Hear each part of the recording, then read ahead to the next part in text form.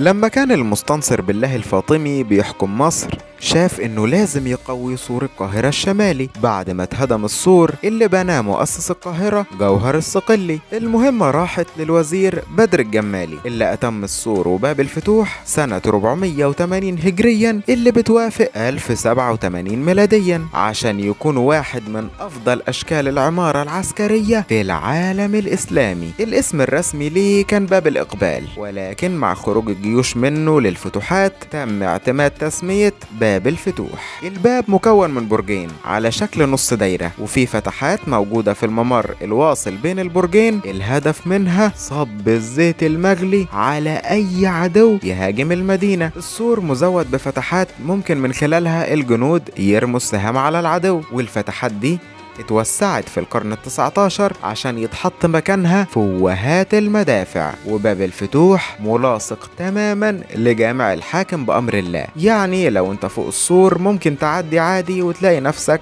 فوق سطح جامع الحاكم بأمر الله، بس اوعى تعمل كده عشان ممنوع. ما تنساش تشوف حلقتنا عن جامع الحاكم بأمر الله.